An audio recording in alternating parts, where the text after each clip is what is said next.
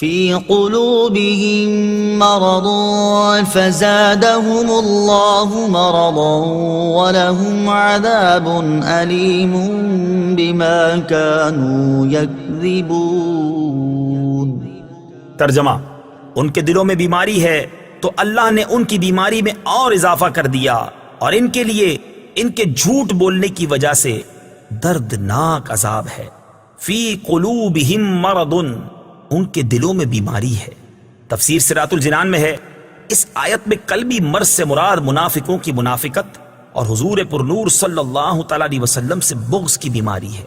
معلوم ہوا کہ بد عقیدگی روحانی زندگی کے لیے تباہ کن ہے، نیز حضور اقدس صلی اللہ تعالی علیہ وسلم کی عظمت و شان سے جلنے والا مریض القلب یعنی دل کا بیمار ہے۔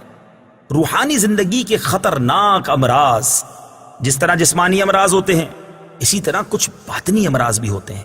جسمانی امراض ظاہری صحت و تندرستی کے لیے سخت نقصان دہ ہوتے ہیں، اور باطنی امراض ایمان اور روحانی زندگی کے لیے زہر قاتل ہیں۔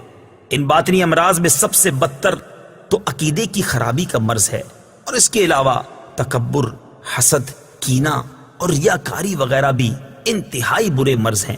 ہر مسلمان کو چاہیے کہ باطنی امراض سے متعلق معلومات حاصل کر کے ان سے نجات حاصل کرنے کی کوشش کرے، اور اس کے لیے بطور خاص امام غزالی علیہ رحمت اللہ الوالی کی مشہور کتاب احیاء العلوم کی 3 جلد کا مطالعہ بہت مفید ہے۔ فزادہم اللہ مرضا، تو اللہ نے ان کی بیماری میں اور اضافہ کر دیا۔ تفسیر صراط الجنان میں ہے، مفسرین نے اس اضافے کی مختلف صورتیں بیان کی ہیں، ان میں سے 3 صورتیں عرض کرتا ہوں۔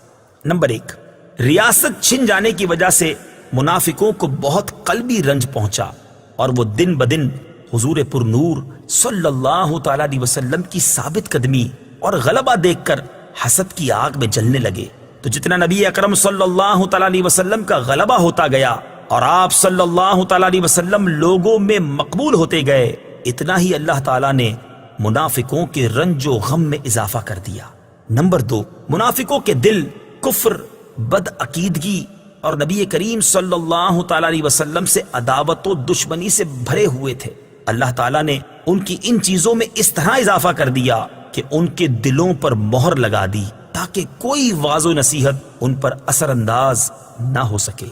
نمبر 3، جیسے جیسے شرعی احکام اور نزول وحی میں اضافہ ہوا اور مسلمانوں کی مدد و نصرت بڑھتی گئی، ویسے ویسے ان کا کفر بڑھتا گیا، بلکہ ان کا حال تو یہ تھا کہ کلمہ شہادت پڑھنا ان پر بہت دشوار تھا، اور اوپر سے عبادات میں اضافہ ہو گیا اور جرموں کی سزائیں بھی نازل ہو گئیں، جس کی وجہ سے یہ لوگ بہت بے چین ہو گئے۔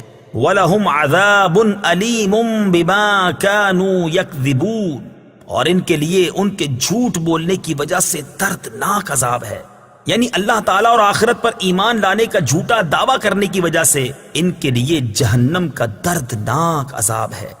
جھوٹ بولنے کی وعید اور نہ بولنے کا ثواب۔ اس آیت سے معلوم ہوا کہ جھوٹ بولنا حرام ہے اور اس پر دردناک عذاب کی وعید ہے، لہٰذا ہر مسلمان کو چاہیے کہ وہ اس سے بچنے کی خوب کوشش کرے۔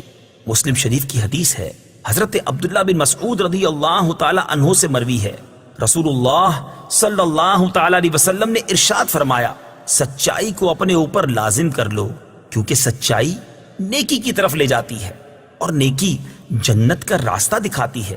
آدمی برابر سچ بولتا رہتا ہے اور سچ بولنے کی کوشش کرتا رہتا ہے، یہاں تک کہ وہ اللہ تعالیٰ کے نزدیک صدیق لکھ دیا جاتا ہے۔ اور جھوٹ سے بچو، کیونکہ جھوٹ گناہ کی طرف لے جاتا ہے، اور گناہ جہنم کا راستہ دکھاتا ہے۔ اور آدمی برابر جھوٹ بولتا رہتا ہے اور جھوٹ بولنے کی کوشش کرتا ہے، یہاں تک کہ اللہ تعالیٰ کے نزدیک کذاب لکھ دیا جاتا ہے۔ ترمذی شریف کی حدیث ہے، حضرت انس رضی اللہ تعالیٰ عنہ سے روایت ہے، حضور اقدس صلی اللہ تعالیٰ علیہ وسلم نے ارشاد فرمایا، جو شخص جھوٹ بولنا چھوڑ دے اور وہ باطل ہے، یعنی جھوٹ چھوڑنے کی چیز ہی ہے، اس کے لیے جنت کے کنارے میں مکان بنایا جائے گا۔